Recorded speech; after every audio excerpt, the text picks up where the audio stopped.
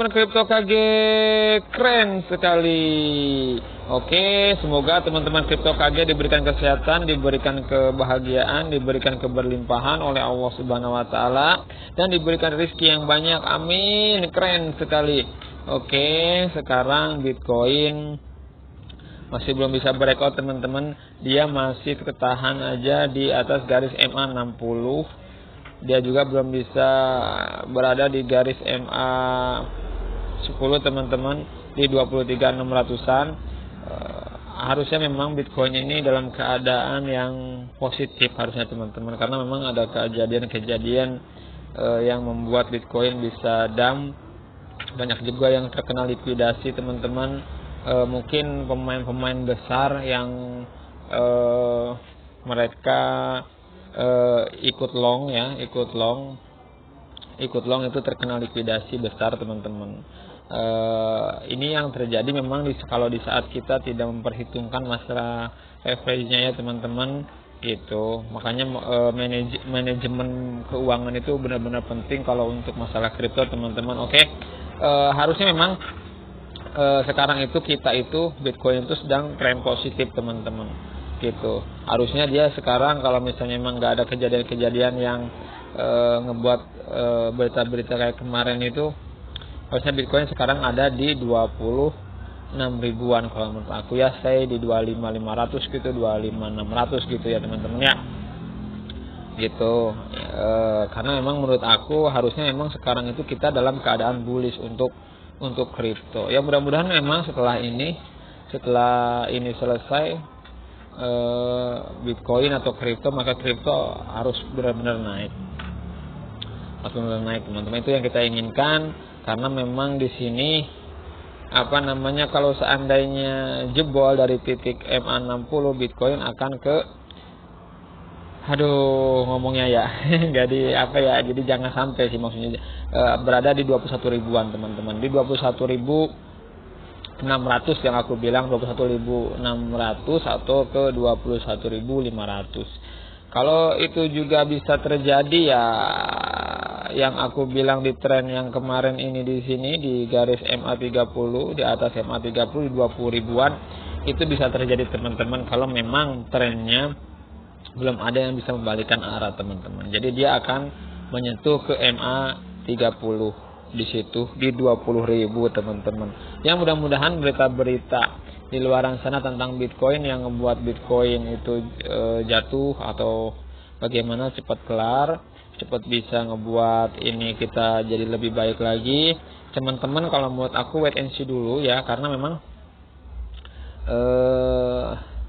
kalau mau masuk untuk future gitu wait and see dulu, karena di situasi seperti ini bisa ada kemungkinan ini mantul, ada kemungkinan dia tuh tambah turun teman-teman. Karena jadi kita lihat dulu, ini lagi trennya belum memang ada sesuatu yang besar untuk masuk.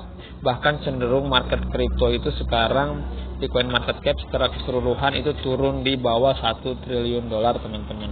Jadi kalau di saat belum ada kenaikan lagi, dan itu akan membuat kita itu siap untuk tenang dulu kalau untuk yang future ya. Tapi kalau untuk yang market spot ya, memang ini waktunya kita untuk serok teman-teman, karena dikasih harga murah lagi ya, kita harus bersyukur. Untuk investasi spot ya, kita memang harus bisa serok itu kalau untuk market spot. Tapi kalau untuk future kita harus benar-benar bisa mengatur manajemen keuangan kita, jangan sampai kita salah. Memang trader yang baik itu bukan trader yang selalu berhasil, maksud berhasil dalam artian yang selalu menang gitu, yang selalu dapat untung gitu, enggak gitu juga. Tapi kalau menurut aku dia bisa mengatur sistemnya gitu, marginnya seperti apa, harus gimana, harus seperti apa gitu ya, dia bisa mengatur, jangan sampai terkena likuidasi. Sekarang percuma kita menang misalnya beberapa persen, terus kalahnya juga lebih dari persentase kita di saat kita profit, kan itu juga di saat loss tinggi kan itu jauh untuk rugi gitu, jauh banget kita ruginya gitu kan ya teman-teman. Jadi kalau menurut aku wait and see dulu, tenang dulu untuk yang di future.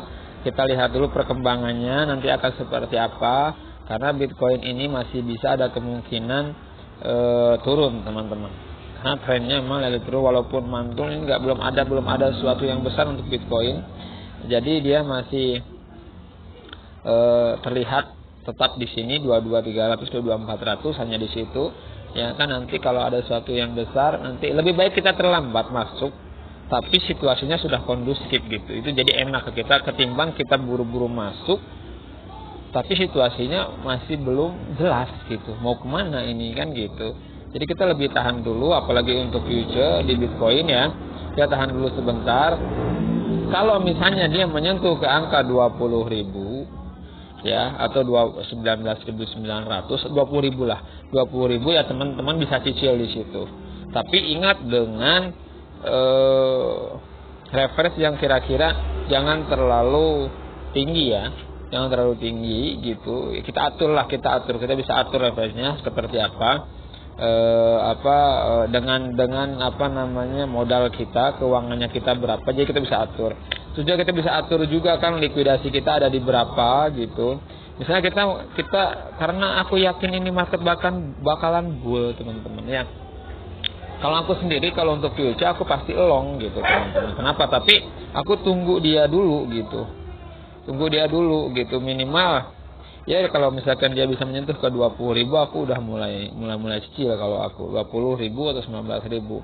Tapi likuidasinya aku harus ada di sekitaran 17.000-an gitu teman-teman. Karena memang kalau likuidasinya aku itu kecil, atau misalnya aku bayar di 20.000, likuidasinya aku cuma di 19.500, takutnya itu akan jebol ke situ dan kita terkena likuidasi. Oke.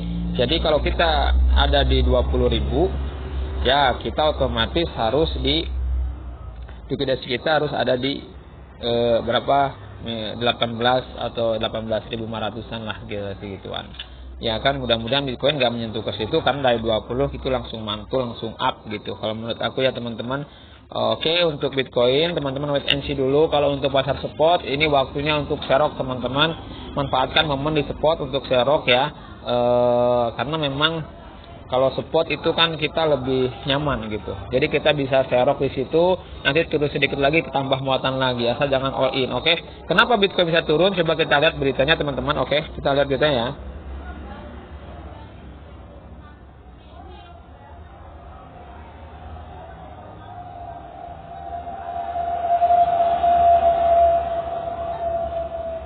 Oke teman-teman,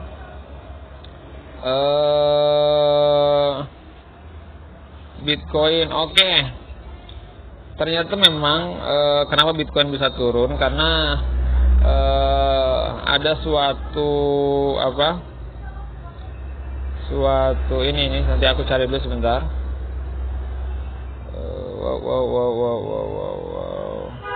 Oke. Ya ini dia teman-teman. Karena aku bacakan sebentar ya teman-teman. Di tengah kejatuhan, Silvergate kemungkinan akan menghadapi pertanyaan dari regulator bank serta Departemen Kehakiman AS. Oke.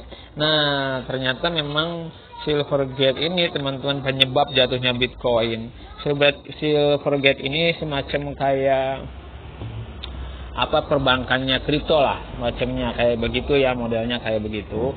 Jadi ada sesuatu di situ yang membuat Silvergate itu ya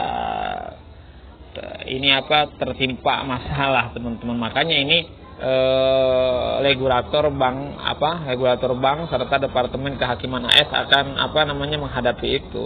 Jadi akan meminta pertanyaan kepada Silvergate ini teman-teman. Oke, aku bacain ya.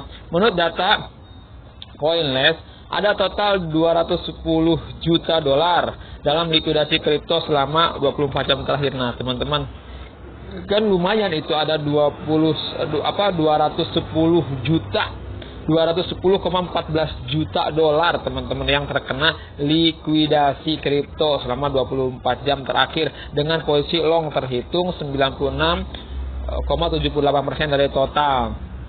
Ya kan, Binance memiliki jumlah likuidasi tertinggi di 73,75 juta US dollar teman-teman, diikuti oleh OKX di 71,21 juta dolar dan Huobi di 26,41 juta dolar. Posisi beli juga mendominasi likuidasi di bursa ini dengan posisi beli sebesar 95,97% di Binance, 99,33% di OKX, dan 98,42% di Huobi. Pada saat pers cryptocurrency terbesar di dunia di perdagangan pada 22,387 dolar di bursa Bitstamp. Nah, teman-teman, banyak yang terkena likuidasi. Ini makanya aku tadi bilang teman-teman harus bisa mengatur referensi kita, ya kan, harus bisa mengatur sistem manajemen keuangan kita di mana untuk apa, seperti apa. Ini orang-orang besar, teman-teman. Jadi kayak semacam paus gedean ini, cuman ya terkena likuidasi kita harus tetap bisa mengatur itu bagaimana kan gitu.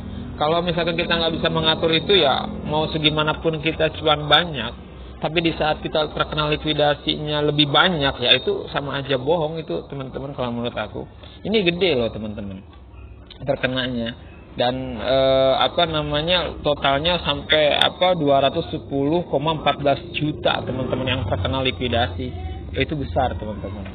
Jadi untuk trader kita harus bisa mengatur pertama leverage kita, marginnya gimana gitu kan, terus keuangan manajemen kita seperti apa, agar ya bukan kita aku juga sering loss, cuman ya loss kita sama profit kita itu harus kita bandingkan gitu. Jangan sampai kita profit misalnya 5%, atau misalkan kita profit 15%, ya kan, 15% profit, 15% profit. Terus di saat kita loss bisa kena sampai misalkan 20% gitu kan, atau misalkan 35%, ya itu kan melebihi dari profit kita itu, ya teman-teman. Oke, ternyata memang kejatuhan Bitcoin itu sekarang terjadi karena Silvergate-nya jatuh, teman-teman. Ya, Silvergate ini jatuh. Dan sekarang kemungkinan akan menghadapi pertanyaan dari regulator bank serta Departemen Kehakiman Amerika Serikat, teman-teman. Nah, ini masih akan ngebuat kalau situasinya belum stabil, ya Bitcoin masih bisa turun. Makanya tadi aku bilang teman-teman santai dulu, tenang dulu, seperti apa. Karena menurut aku ini yang membuat Bitcoin itu sekarang jatuh, teman-teman. Dan ya mungkin setelah ini beres segala macam, Bitcoin bisa recover lagi, bisa breakout lagi dari di atas 25.000, bisa ke 25.500 atau ke 25.600 US dollar, teman-teman. Itu ya kalau menurut aku, teman-teman, wait and see, santai, jangan terlalu gegabah dulu, tenang dulu. Kalau untuk di market spot, teman-teman bisa diskon, itu karena lagi diskon, bisa ambil momentum ini. Karena aku percaya tahun ini tahun bullish untuk market cryptocurrency. Keren sekali. Oke, mungkin itu aja untuk berita Bitcoin. Kenapa Bitcoin bisa turun? Karena Silvergate ini, teman-teman. Jadi teman-teman wait and see dulu ya. Nanti kalau ada berita baru lagi, nanti aku akan kasih kabar lagi. Kenapa aku suruh teman-teman santai dulu? Karena market total keseluruhan aset kripto ini sekarang di bawah 1 triliun dolar, teman-teman. Jadi belum naik gitu ya, teman-teman. Jadi oke, teman-teman, santai dulu, tenang dulu. Nanti kita lihat perkembangan seperti apa untuk masuk. Oke, nanti aku bikinin lagi videonya kalau ada yang terbaru. Ini salam ya untuk teman-teman Kripto KG. Selamat bersantai di hari weekend. Selamat bersenang-senang, berbahagia. Keren sekali.